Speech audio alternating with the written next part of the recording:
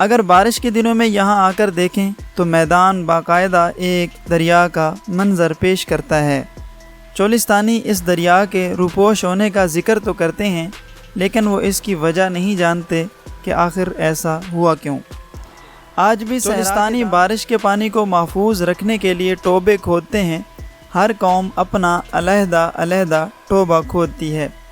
اس ٹوبے سے انسان و جانور پانی پیتے ہیں، جبکہ کہیں کہیں جانوروں کے لیے الگ اور انسانوں کے لیے الگ ٹوبے بنائے گئے ہوتے ہیں۔ السلام علیکم دوستو، میرا نام ہے صفدر ندیم اور آپ دیکھ رہے ہیں میرا یوٹیوب چینل معلومات کا جھونکا۔ دوستو، آج کی اس ویڈیو میں آپ جان سکیں گے چولستان کی ڈاکومنٹری، چولستان کی تعریف، یعنی چولستان کسے کہتے ہیں۔ چولستان ایک وسیع و عریض صحرا ہے جس کی سرحدیں بھارتی صحرائی صوبے راجستھان سے پاکستانی صوبے سندھ تک پھیلی ہوئی ہیں۔ سندھ میں اسے تھر کہتے ہیں اور پنجاب کے ملتان، ڈیرہ غازی خان کے ڈویژنوں میں تھل کے نام سے پکارا جاتا ہے، جبکہ بہاولپور ڈویژن میں اسے چولستان اور روہی کہتے ہیں۔ وجہ تسمیہ: مشہور یہ ہے کہ یہ چولی سے چولستان بنا ہے۔ وہ اس طرح کہ چولستانی خواتین گھاگھرے، جو 17 سے 20 گز تک کپڑے پر مشتمل ایک فراق نما لباس ہوتا ہے، وہ پہنتی ہیں۔ شاید اس چولی کی وجہ سے یہ علاقہ چولی والیوں کا دیس کہلایا جانے لگا اور پھر بگڑ کر چولستان بن گیا۔ چولستان کی جغرافیائی خد و خال: چولستان کا کل رقبہ 10,399 مربع میل پر پھیلا ہوا ہے، جو مشرق اور مغرب کے علاقوں پر مشتمل ہے، جس میں بہاولپور ڈویژن کے 3 انتظامی اضلاع بھاول نگر، رحیم یار خاں اور بہاولپور کے علاقے شامل ہیں۔ شمال مشرق میں بھاول نگر ہے، جس کا چولستانی رقبہ 1580 مربع میل ہے۔ پھر ضلع بھاول نگر 5 تحصیلوں پر مشتمل ہے۔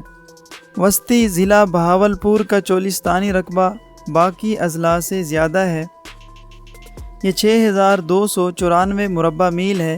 اسے بھی انتظامی طور پر 5 تحصیلوں میں تقسیم کیا گیا ہے۔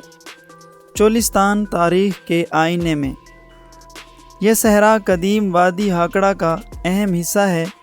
ماہرین آثار قدیمہ نے مختلف اوقات میں چولستان کے قدیم آثار تلاش کیے ہیں۔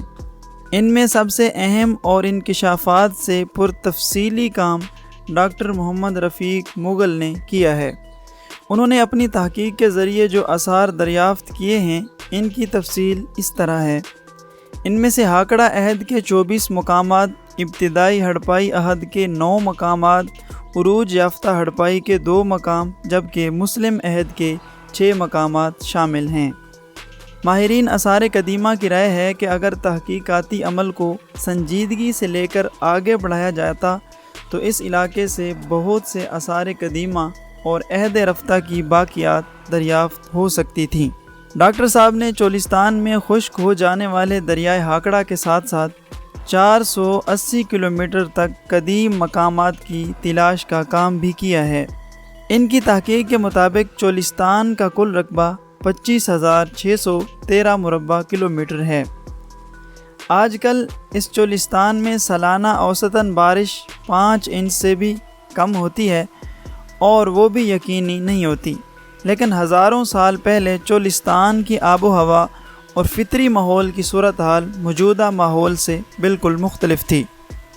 دریائے ہاکڑا: روایات میں آیا ہے کہ چولستان ہمیشہ سے صحرائی علاقے پر مشتمل نہیں تھا، بلکہ آج سے تقریباً 1000 سال پہلے انتہائی سرسبز و شاداب خطہ ہوا کرتا تھا۔